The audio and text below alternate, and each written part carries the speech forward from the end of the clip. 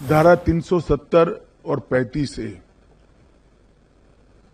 ये हमारे देश को एक प्रकार से हमारे देश के साथ कश्मीर को एक रूप होने से रोकने वाले व्यवधान थे। उनको मालूम नहीं है धारा 370 ने ही घाटी के युवाओं के मन में अलगाववाद का बीज बोने का प्रयास किया। गुजरात भी पाकिस्तान से सटा हुआ है, राजस्थान भी पाकिस्तान से सटा हुआ है। क्यों वहां आतंकवाद नहीं आया? कश्मीर के अंदर सालों तक आतंकवाद का नंगा तांडव होता रहा और देश मूक दर्शक बनकर देखता रहा। 2018 में 2100 घटनाएं पथराव की हुई थी। 2024 में एक भी घटना पथराव की नहीं हुई है। 2024 समाप्त हो चुका है और मुझे विश्वास है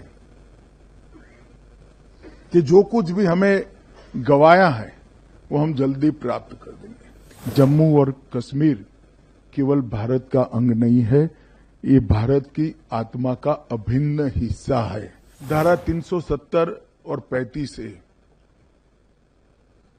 ये हमारे देश को एक प्रकार से हमारे देश के साथ कश्मीर को एक रूप होने से रोकने वाले व्यवधान थे। उस वक्त भी डॉक्टर तंवर ने कहा, उस वक्त भी जनता ना चाहती थी ना लोग चाहते थे। संविधान सभा में भी बहुमत नहीं चाहता था कि धारा 370 संविधान का हिस्सा बने। खैर मगर बन गया।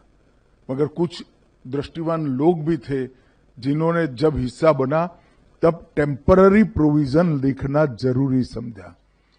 और मित्रों, जो चीज कृत्रिम होती है, प्राकृतिक नहीं होती है, नेचुरल नहीं होती है, वो उसका आयुष्य लंबा नहीं होता है। और नरेंद्र मोदी जी के दृढ़ संकल्प ने 5 अगस्त 2019 को धारा 370 को समाप्त कर एक कलंकित अध्याय हमारी आजादी का समाप्त करने, आजादी के बाद के इतिहास का समाप्त करने का काम किया। और वहीं से कश्मीर का भारत के साथ, बाकी भारत के हिस्सों के साथ ही विकास का अध्याय शुरू होता है।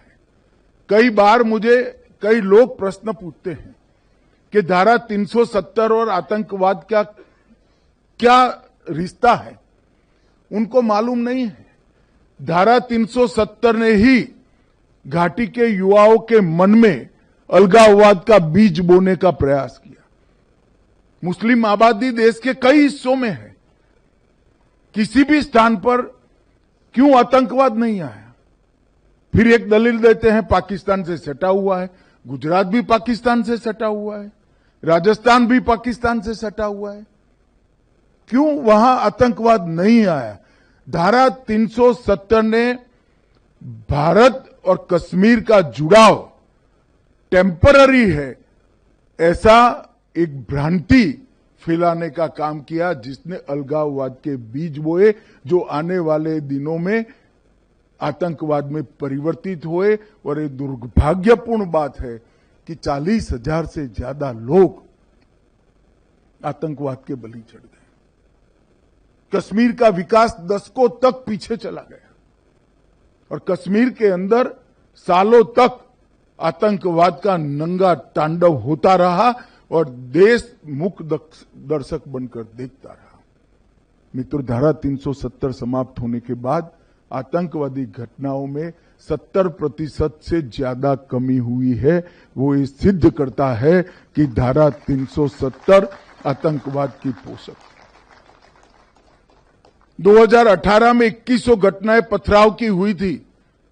2024 में एक भी घटना पथराव की नहीं हुई है। 2024 समाप्त हो चुका है। 25,000 से ज्यादा पंच, सरपंच, तहसील पंचायत के सदस्य, जिला पंचायत के सदस्य चुनाव जीत कर आए हैं। अपना अपना गांव, अपनी अपनी तहसील, अपना अपना जिला चला रहे हैं। वहां पंचायती राज, लोकतंत्र पाताल तक गहरा चला गया। लोकसभा के चुनाव हुए, विधानसभा के चुनाव हुए। 33 साल में सबसे ज्यादा रिकॉर्ड मतदान अगर कभी हुआ तो अभी हुआ है। अब इंडस्ट्री भी जा रही है। 2 करोड़ 11 लाख टूरिस्ट जा रहे हैं। एक साल में 2024 में 324 सीरियल या फिल्मों का फिल्मांकन कश्मीर में हुआ है। जो एक जमाने में 60 के दशक में हुआ करता था, वो आज शुरू हो चुका है। 33 साल के बाद घाटी में थिएटर में नाइट शो चला है। 34 साल के बाद ताजिया का जुलूस हुआ है और लाल चौक पर जन्माष्टमी, कृष्ण जन्माष्टमी की यात्रा भी देखने को मिलती है। ये सारा 19 से 24 की यात्रा जो पोस्ट आर्टिकल 370 5 साल है, उसमें देखने को मिला है। और दुनिया का सबसे बड़ा रेलवे आर्च ब्रिज कहीं पर है तो आज कश्मीर में है। सबसे लंबा दुनिया का टनल, एशिया का सबसे बड़ा लंबा टनल कहीं पर है तो कश्मीर में है। भारत के पहला केबल स्टे रेल ब्रिज कहीं पर बना है तो कश्मीर में बना है।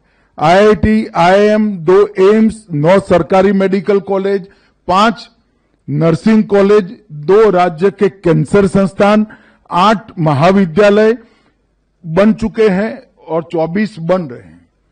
59 कॉलेजों को मान्यता दी गई है और हाईवे टनल का निर्माण हो रहा है। मित्रों, ये सारा एक 10 साल में हुआ है। कांग्रेस के मित्रों को हम पर आरोप लगाने का बहुत खुली छूट है। आप कुछ भी कह सकते हो, राजनीति में आरोप लगा सकते हो, मगर मैं एक छोटा सा सवाल पूछना चाहता हूं, इसके 10% भी आपके 70 साल में क्यों नहीं हुआ? इसका हिसाब आपको देश और कश्मीर की जनता को देना चाहिए। जितने इसके 10% भी नहीं हुआ। 80,000 करोड़ रुपए का पैकेज प्रधानमंत्री जी ने न केवल घोषणा की, इसको जमीन पर उतारने का काम नरेंद्र मोदी जी ने किया है। और 4G और 5G नेटवर्क को भी अनेक गांवों तक पहुंचा दिया। ऑलमोस्ट 87% कवरेज आज हो चुका है।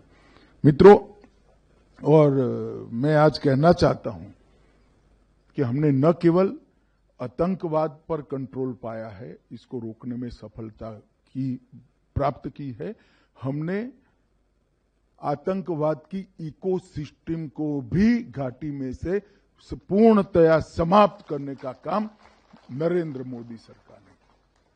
और ये सब इस भूमि के लिए हुआ है, जो भूमि का देश और दुनिया की सभ्यताओं में बहुत बड़ा योगदान है। हमारे देश की भाषाओं को, हमारे देश के व्याकरण को, हमारे देश के कई प्रकार की विधाओं को कश्मीर के विद्वानों ने समृद्ध किया है। और कुछ चीजें तो ऐसी है, संस्कृत का व्याकरण हो या नाट्य शास्त्र, जिसमें बहुत बड़ा हिस्सा कश्मीर के विद्वानों का रहा है।